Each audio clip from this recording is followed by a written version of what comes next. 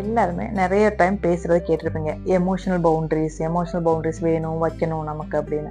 But அப்படின்னா என்ன அப்படிங்கிறத இந்த வீடியோல பார்க்கலாம். Hi, I am doctor Sridevi, family dynamic coach. Emotional பவுண்டரினா என்னன்னாங்க, நமக்கு பிடிக்காத ஒரு விஷயத்த யாராவது செய்ய சொல்லும் போது அது செய்யாம இருக்க பழகுறது தான் எமோஷனல் பவுண்டரிஸ்.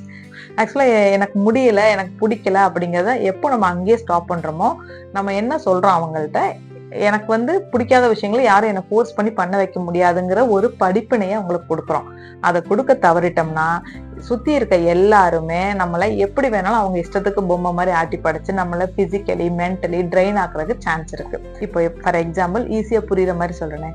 ஒரு mother in law and daughter in-law, மாமியார் மருமக வீட்டுக்கு வந்த உடனே சொல்லுவாங்க, நீ டெய்லி சாரி கட்டணும், வீட்டுல இருக்கையிலையும் சாரி கட்டிட்டு இருக்கணும், அதுதான் நம்ம ஃபேமிலியோட ரூல்ஸ், லைக் அந்த மாதிரி சொல்லுவாங்க. இதெல்லாம் இப்போ உள்ள ஜென்ரேஷன்ல, மேபி இதுக்கு முன்னாடி ஜென்ரேஷன் வச்சுக்கலாமே, எங்க ஜென்ரேஷன் மாதிரி. ஸோ அப்போ சொல்லும் போது அந்த பொண்ணு சொல்லியிருக்கணும், இல்ல எனக்கு இது பழக்கம் இல்லை, I am not comfortable with sorry, ஏதாவது ஃபங்க்ஷன்னா நான் கட்டிக்கிறேன், வீட்டுல இருக்கையில நான் சுடிதார்ல இருந்துக்கிறேன் அப்படின்னு அவங்க சொல்றது எமோஷனல் பவுண்டரி. அப்படி சொல்லியிருந்தாங்கன்னா ஸ்மூத்தா அந்த ஒன் டேவோட அது முடிஞ்சிருக்கும்.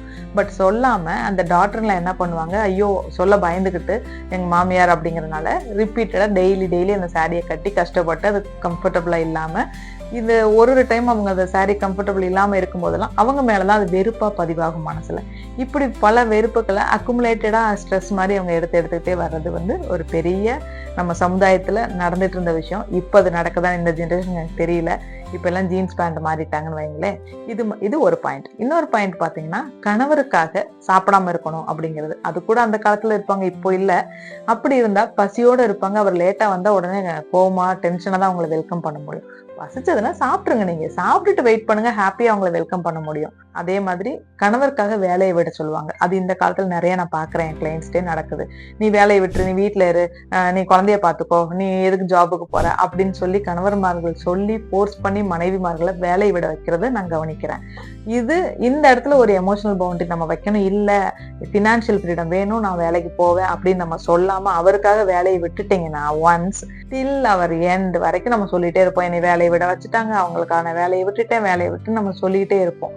இது அவங்களோட தப்பு மட்டும் இல்ல, சொன்னவங்களோட தப்பு மட்டும் இல்ல, அதை செஞ்சவங்களோட மிஸ்டேக்கும் அதுல இருக்கு, நம்மளோட மிஸ்டேக்கும் இருக்கு. ஏன்னா நம்ம அந்த இடத்துல நம்மளுடைய கம்ஃபர்ட் ஜோன் எது, நமக்கு எது வேணும் எது வேண்டாம்னு டிசைட் பண்ணி எமோஷனல் பவுண்டரிஸ் வைக்கல.